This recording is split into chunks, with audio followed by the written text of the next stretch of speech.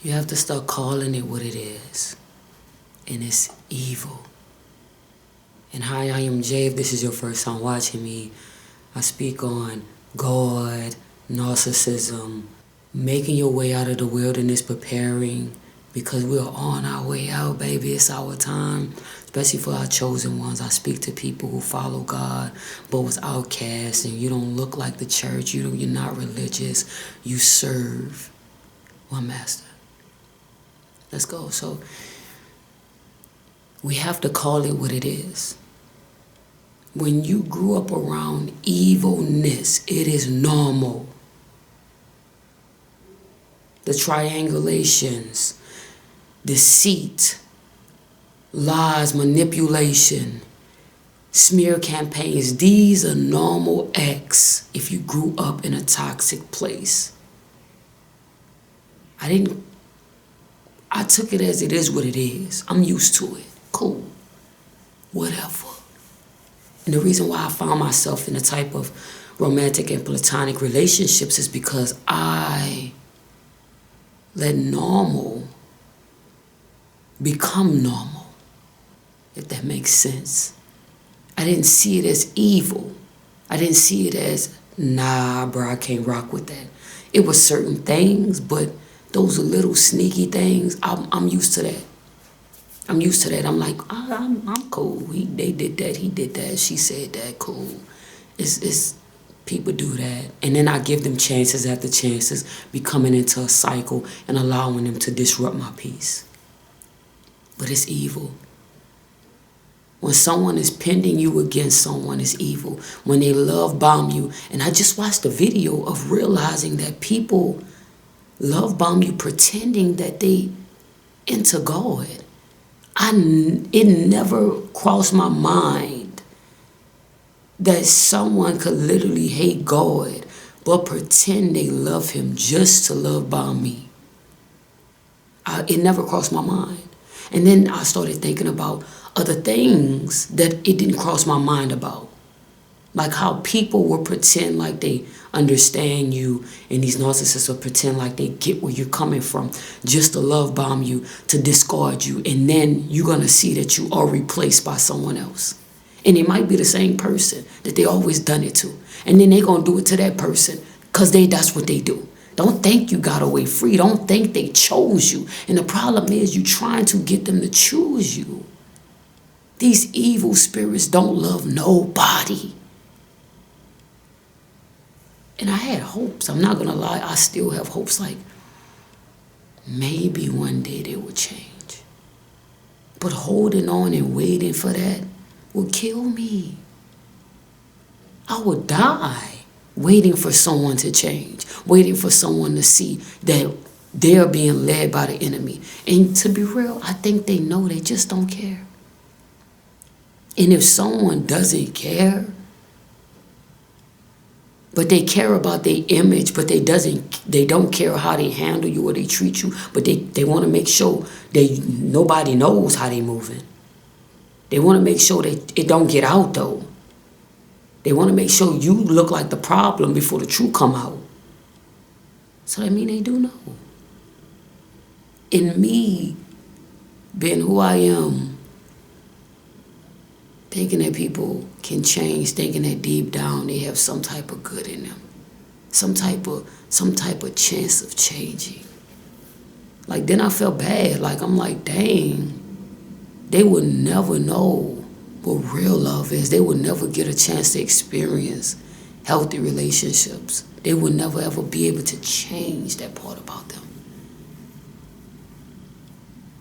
It'll take a lot of work. And they lazy. That's why they run smear campaigns. These entities are lazy. Before they do the work, they would change reality into what they want it to be. And weak people believe it. I've never been a person that believed what other people said. Not like that. Even if you did catch me, like, oh man, they ain't gonna play you. And then I start watching after I went off, because I'm like, I start thinking. My first reflex is to hold my people down. I was taught to have loyalty, even if it's dishonoring myself. So yeah, I might go off, but then I sit there and I look and I see. I'm like, Why am I going off and I know who this person is? Maybe that person had a right. And then you start asking questions and you really realize that that person that they really saying who played them actually put down a boundary. And you're mad because you can't do them how you doing me. To be honest, you coming to me and say, they're not letting me play you. They're not letting me play them like you let me play you. I don't like that. And they talk bad about that person, but the whole time they're sitting there texting them, saying how much they love them, how much they care, but they telling you, I don't like them, I don't deal with them, I'm done with them. And then when you catch them in that, they don't have nothing to say, they just like, oh well. So, I really didn't believe that magic was real.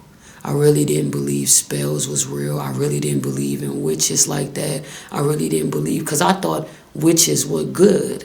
Every time you seen a movie, a witch was good. They wasn't bad. They were trying to help people. And they might have had bad witches, but they turned good.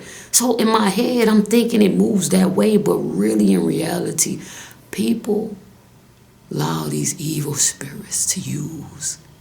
But then the good thing about God, they don't get away. But the good thing about God, he will turn it around and make it work out for your good if you trust him and you let him do it. Don't take matters into your own hands, bruh. I'm being real with you. Don't sit out there and feel like, oh man, they gonna da. That's our problem. That's why we intervene, and that's why you reap what you sow. You have to let God handle them because it's spiritual. It has nothing to do with physical form. How can you change a demon that has been here thousands of years? They have to get out of them in order for them to change. And the only way that can happen if God intervenes. I was putting too much pressure on myself because I was so used to a narcissist telling me, well, you should have did this and you should have did that and you should have. And being a child, you thinking that you're supposed to be able to control things. But that's not true. When you let go of control, when you release control, that's when God shows up. That's when he intervenes. You can do whatever you gotta do. But y'all gotta know that that is not normal. I had to have a therapist tell me, because my family, like, whoever you date or whatever, they'll flirt with them or try to holler, a little slick, but nothing too crazy. I had to have a therapist tell me that's not cool. I'm like, but everybody in my family does it. I thought that was normal. I don't like doing that because what's yours is yours. But I'm so used to my family doing that, trying to sleep with who I'm messing with. Her. She literally had to break it down and say, that's not normal. I'm telling you guys, how your mind is programmed to think what's normal is not normal. That your friends be flirting with your partner. I'm used to that. So then I'm telling myself, oh, I got to get a partner who's faithful. But it doesn't matter if your friends are not faithful. You get it? Like, how can I get a faithful partner, but then my friend gonna keep trying to, date my partner, be slick on my partner, try to turn my partner against me? Like, why am I entertaining that? Because it was familiar. It's normal. It's not normal. Stop making things what you were taught as a child and put it in as an adult thing, thinking that's normal. Cheating is not normal. That's not normal. It's not right. Because why are you hiding it? If it's so right and normal, you shouldn't hide it. You should be out there in the open. Yeah, I do this. But you hide it because you know it's not right. But hiding is normal. We have to reprogram our brain. The reason why we're stuck in the places we're stuck at, the reason why things are constantly happening that we're allowing to happen is because we think that's okay. Even though in our spirit it don't feel right. And the problem is you were taught not to listen to your intuition and not to listen to your spirit. Every time you probably told your authority person that something's not right, they try to play with your head. and tell you something's wrong with you for noticing things.